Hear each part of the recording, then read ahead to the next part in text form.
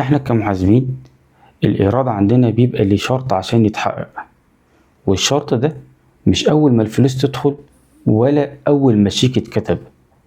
الإيراد بيتحقق لما الالتزام نفسه يتحقق، لما الخدمة تتقدم أو المنتج يتسلم أو الوعد يتنفذ. غير كده الفلوس بتبقى موجودة لكن الاستحقاق لسه محصلش. ربنا قال: يا أيها الذين آمنوا أوفوا بالعقود.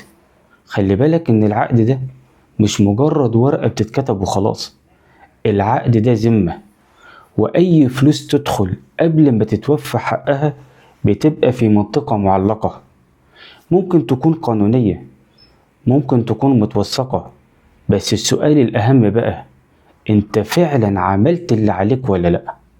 وعشان كده النبي صلى الله عليه وسلم قال: المسلمون على شروطهم. ما قالش على مزاجهم ولا على ظروفهم، على شروطهم. وعشان كده الإيراد الحلال مش بيبقى لحظة القبض، الإيراد الحلال بيبقى لحظة الوفاء بالذمة.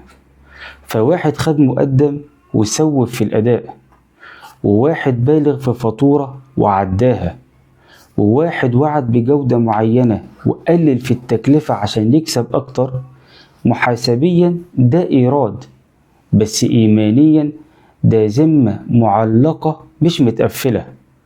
وأخطر حاجة في المال المعلق إنه مش بيتبارك، ممكن يكبر في الحساب بس بيصغر في الميزان. وعشان كده في رمضان ده راجع دايما إيراداتك قبل ما تراجع أرباحك، وخليك فاكر إن مش كل مبلغ بيدخل حسابك بيتقل ميزانك يوم القيامة.